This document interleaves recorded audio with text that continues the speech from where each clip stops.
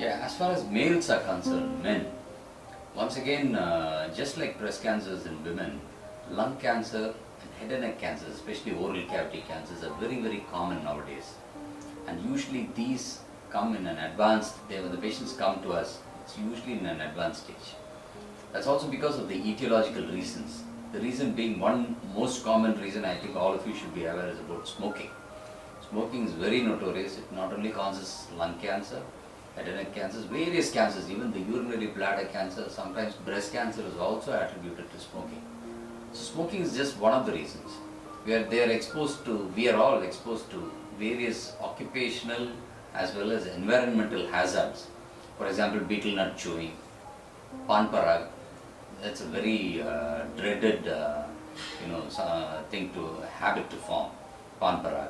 And there are so many other carcinogenic agents, just like a cigarette has so many carcinogens causing carcinoma.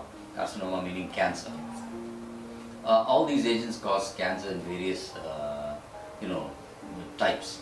And over a period of time, for example, a patient, a male or a man, starts chewing pan parag, and he does it for a period of time, like about 10-15 years, then his risk of cancer stands to be very high.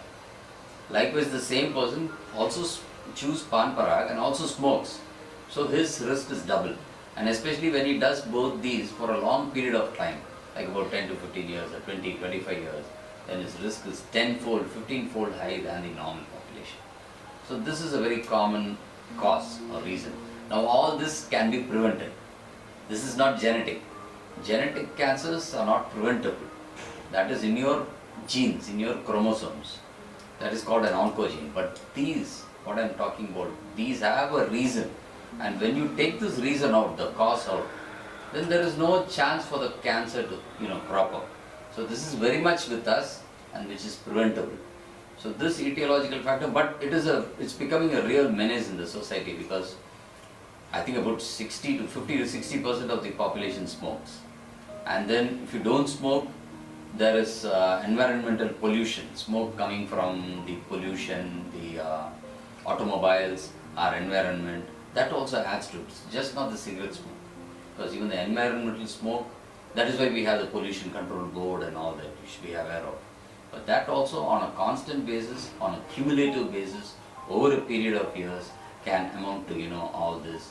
And everything put together over a period of time can lead to cancer of the oral cavity or cancer of the lungs. Usually oral cavity cancers, the symptoms will be, generally cancer does not cause pain. So that is a very paradoxical thing. And since there is no pain, the patient does not seek doctor's help. So he might think it is painless. So let me just leave it, or just observe it, or just watch it over a period of time. And by the time it might be too late. So any painless swelling in the mouth or oral cavity, or even outside the cavity in the neck region where we have the lymph nodes, any painless swelling needs to be addressed. You have to seek attention with your family physician or your medical physician or your nearby hospital. You have to see a doctor, that is for sure, when the swelling is painless. And likewise in the oral cavity, if there is any ulcer which does not heal. See, all of us get oral mouth ulcers, very common. You take spicy foods, hot foods, you do get oral ulcers. But then 2-3 days it disappears, or with some treatment it disappears. Whereas here, the person has an ulcer, the ulcer does not heal despite treatment, and it lingers on for about 2 weeks, 3 weeks, then there's some problem. So you need to be alert, and the person has to seek help with the medical doctor. So ulcers, and then any bleeding also. Likewise, any bleeding from any small lesion which does not settle by itself on its own, or more than 2 or 3 weeks, despite treatment, the problem lingers, then you need to seek help. That is one thing. And then when it comes to lung cancer, the common symptoms is cough, and sometimes you get blood in your sputum, which is called hemoptysis, and breathlessness. You start getting dyspnea, breathless. The person can hardly take 10 steps or 15 steps. It all depends, stage of the disease. He can get breathless, and he can get cough, or he can even get chest pain, depending on the type of cancer that he has. Or as I said, he can get hemoptysis, which is blood in the sputum. Now, when does a person seek help? Once again, if he gets cough, if the person happens to have only cough as a symptom, he goes to his normal doctor. The doctor treats with a cough syrup or an antibiotic or something. It gets over 2 days, 3 days, but then it comes again. So the person thinks the doctor is not good, so he changes the doctor. He goes to a different doctor. This doctor doesn't get the same picture. So he treats another 2 or 3 days, again he gets over. And the whole process repeats. This person keeps changing doctors, and none of the doctors do a CT scan or something to further investigate him. That's because at the outset we don't investigate straight away with the CT scan or X-ray, because X-rays and CT scans, you must understand that they have a certain amount of radiation. So unless and otherwise indicated, we normally don't do it. But when it's repeatedly there, the person has to tell the doctor that he's been having these kind of symptoms repeatedly despite treatment.